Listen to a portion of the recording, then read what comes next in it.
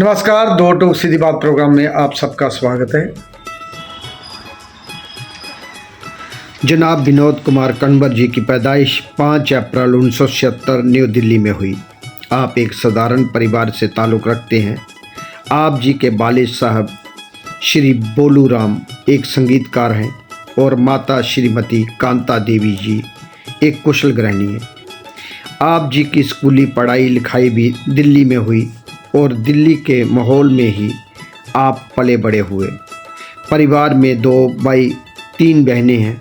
जनाब विनोद कुमार कन्वर जी को कला संगीत विरासत में मिली, जानी परिवार में कला संगीत की माहौल पहले से था और उनको उनकी बारीकियां सीखने में वालिद साहब से मिली। और जनाब विनोद कुमार कन्वर जी ने अपना रुख चित्रकला की ओर किया और वह परिवार में पहले व्यक्ति थे जिन्होंने चित्रकला को ही अपना व्यवसाय बनाया। आज वह अपने परिवार के साथ अपना आनंदमय जीवन व्यतीत कर रहे हैं और अपनी कला को आगे बढ़ाने का कार्य कर रहे हैं। जनाब विनोद कुमार कन्वर जी ने चाहे चित्रकला में वर्कशॉपें हों, जहाँ प्रदर्शनियाँ हों, जहाँ अलग अलग स्टेटों में कैंप व वर्कशॉप हों, उनमें बराबर भाग लेते रहते हैं।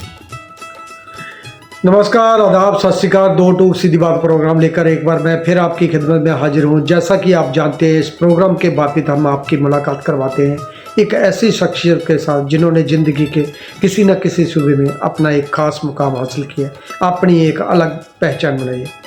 आज जिस शख्सियत को हमने इस प्रोग्राम में जहनत दी है, उनका नाम किसी तारुफ का मोहताज नहीं है। कला की दुनिया में इनके नाम को सभी जानते हैं। आज हमारे साथ बेहद ही खास मेहमान, जाने माने चित्रकार व फिल्म मेकर विनोद कुमार कन्वर जी हमारे साथ हैं। नमस्कार विनोद कुमार कन्वर जी। नमस्कार सर। सबसे पहले आप बताइए कि आपने जहाँ जन्म लिया उस स्थान का क्या नाम था और बचपन में आपका रुझान कला की ओर कैसे बढ़ा? जी, मेरा जन्म दिल्ली में ही हुआ है, दिल्ली के पहाड़गंज में। और मुझे चित्रकला का शौक़ लगा। हमारे घर के पास एक स्टूडियो था, वहाँ पे फिल्मों के पोस्टर बनते थे, तो मैं स्कूल टाइम में वहाँ जाके खड़ा होता था और उनको देखता था। और तब से ही मेरा रुझान चित्रकला की ओर आकर्षित। और हाँ जी। और आपको कैसे ज्ञात हुआ कि मुझे कलाकार ही बनना है और कला जगत में ही अपना कार्य करना है?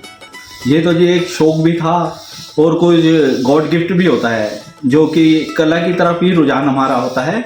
और यानी कि मेरे एक भाई भी थे, वो भी पेंटिंग करते थे, तो उसी से मुझे शौक़ लगा ये। और आपने शुरुआत कब और कहाँ से की?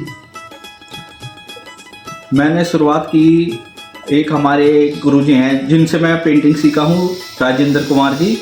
तो उनसे मेरी एक वैसे ही पर्सनल मुलाकात हुई थी। उन्होंने कैलेंडर बनाया था, तो वो मैंने देखा था। तो फिर मैंने क्या, तो थोड़ा सीखना चाहिए उनसे। तब मैं उनसे मिला और उन्होंने फिर मुझे सिखाया भी काफ़ी काम। अब तक आपने कहाँ कहाँ एग्जीबिशनियाँ की? मैंने दिल्ली में तो काफ़ी एग्जीबिशन की है और हमारा एक ग्रुप भी है द आर्ट बॉम्ब्स, और क्यूरेट भी करता हूँ मैं एग्जीबिशन। और कुछ नए स्टूडेंटों को भी हमने एग्जीबिशन में लिया है और काफ़ी सीनियर आर्टिस्टों से भी जुड़ा हुआ हूँ मैं। और आप बहुत सारी संस्थाओं के साथ भी कार्य करते हैं और अपनी भी आपकी एक संस्था है, आपने बताया द आर्ट बॉम्ब्स। तो आप कैसे मैनेज करते हो दोनों चीज़ों को?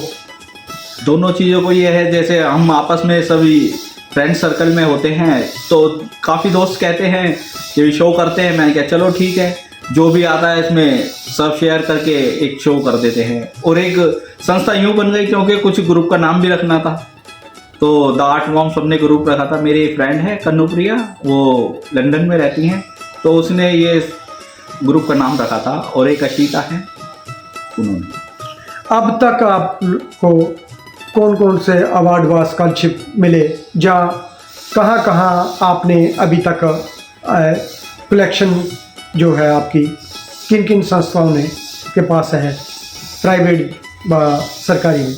सरकारी में तो वैसे ज़्यादातर मेरे पास ऑर्डर के काम आते हैं, और एक मेरे को कनाडा से अवार्ड मिला था, वो मैंने कोरोना काल में बनाया था, एक पेंटिंग कोरोना के ऊपर। और भी हैं अवार्ड है, अवार्ड मेरे को ज़्यादा नहीं मिले, मगर मैंने रियल में काफ़ी काम किया है। जो काम होता है वही अवार्ड जी, होता है, और लगातार आदमी काम करता रहे, उससे बड़ा अवार्ड और कोई कुछ नहीं। जी जी, सबसे बड़ी मेहनत है, वही हमारा एक, हम अपने काम से संतुष्ट हैं, यही हमारे लिए सबसे बड़ा अवार्ड है। आप चित्रकला के साथ साथ और क्या क्या करते हैं? मैं चित्रकला ही करता हूँ, और मेरा संगीत में थोड़ी रुचि है, क्योंकि मेरे पिताजी थे, वो भी बांसुरी बजाते थे, नाल बजाते थे, शहनाई भी उनको बजाते थे, तो कला जगत से भी थोड़ा म्यूजिक और सिंगिंग वगैरह से भी मेरा। तो आपने कभी प्रयत्न नहीं किया वो सीखने का, जहाँ बजाने का, करने का? मुझे आती है, नाल भी बजानी आती है, और थोड़े गाने भी गा लेता हूँ थोड़ा। और कला के साथ का आप अपना कार्य भी करते हैं, और नई जो जनरेशन है उसको भी प्रमोट करते हैं। आप बहुत सारी यूट्यूब में फिल्में बनाते हैं। हाँ जी, ये तो मैंने अभी स्टार्ट करा है यूट्यूब अपना, आर्टिस्ट विनोद कंवर के नाम से। क्या है पूरा उस चैनल का नाम क्या है? @आर्टिस्ट विनोद कंवर। दोस्तों, अगर आप इच्छुक हो तो चैनल जो है उसको फॉलो करें, लाइक करें, शेयर करें और सब्सक्राइब करें। दोस्तों, आइए एक नज़र डालते हैं विनोद कुमार कन्वर जी के द्वारा बनाए गए चित्रों की। कुछ इस तरह। जनाब विनोद कुमार कन्वर जी के ज़्यादातर कार्य रियलिस्ट और सेमी रियलिस्टिक पर आधारित हैं, और कुछ चित्र आध्यात्मिक हैं। जनाब विनोद कुमार कन्वर जी हर मीडियम में कार्य करते हैं, जैसे acrylic, water colour, charcoal, oil और मिक्स मीडिया, ड्राइंग आदि मीडियम हैं। उन्होंने सभी में महारत हासिल कर रखी है, वो सब जिंदगी मुसव्विर में नज़र आते हैं। जनाब विनोद कुमार कन्वर जी के हाथ में ब्रश का वो जादू है जो अपने आप उन्हीं की जुबान समझता है।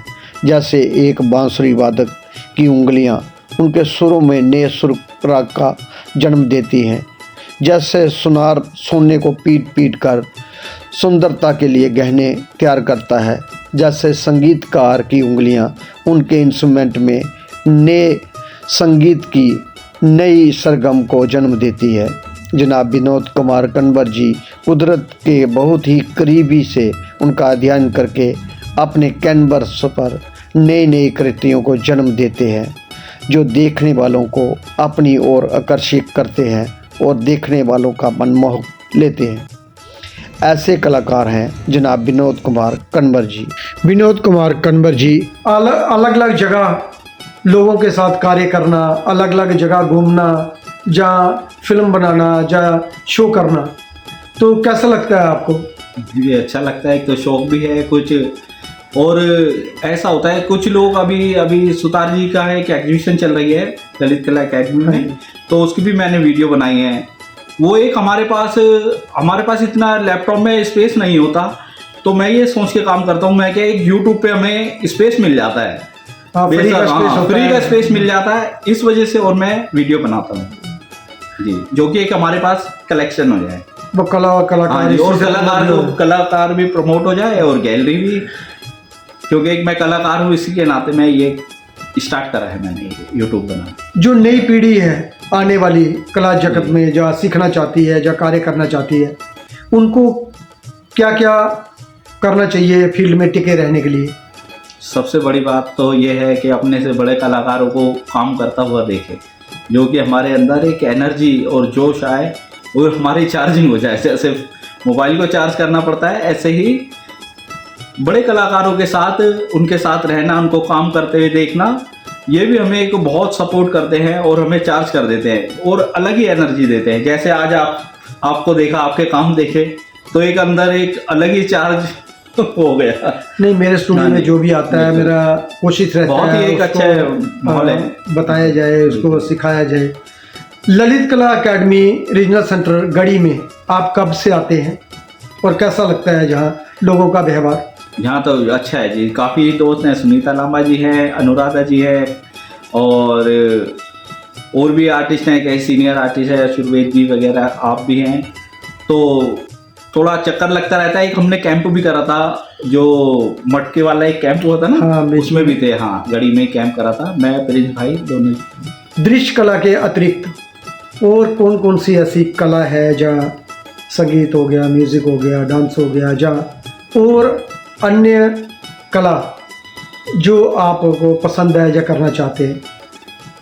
मेरी वैसे तो मुझे सिंगिंग का बहुत शौक है और मैं कई जगह थोड़ा अपना गाता भी हूँ, स्टार्ट भी कर दिया है। मगर यह है कि जो अपना इंडियन कल्चर है वो कला हमारे शास्त्रीय संगीत में और जो हमारे भारतवर्ष की जो कला है उसमें सबको कुछ ना कुछ करना चाहिए और आना भी चाहिए, पेंटिंग के अलावा भी। कोई ऐसा सवाल जो हमने नहीं पूछा हो या तुम्हारे मन में हो, ऐसा कोई सवाल आप पूछ सकते हैं या बता सकते हैं दर्शकों को? नहीं सर, सब तो आपने वैसे पूछ लिए, धन्यवाद आप। जो नए कलाकार हैं, जी। जो नई जनरेशन है, जहाँ जो बाहर दूर दराज इलाकों में बैठे कलाकार देख रहे हैं या सुन रहे हैं हम लोग, जी, उनको क्या कला के माध्यम से आप मैसेज देना चाहते हैं? उनको क्या करना चाहिए? मैं ये मैसेज देना चाहता हूँ, एक तो अपने गुरुओं का सम्मान करें और अपने इंडियन, अपना जो भारतीय संस्कृति है उसको फॉलो करें और उसके हिसाब से ही अपना काम करें और मेहनत ईमानदारी से करें। धन्यवाद विनोद कुमार कन्वर जी, हमारे स्टूडियो में आए, आपके बारे में जाना, आपकी कला के बारे में जाना और आपके चित्रकला के बारे में जाना। धन्यवाद। बहुत बहुत धन्यवाद आपका भी सर, थैंक यू। धन्यवाद दोस्तों, अगली बार फिर मिलेंगे हम किसी नई कड़ी में नए कलाकारों के साथ। तब तक देवीदास खत्री को दे याद। जय हिंद, जय भारत।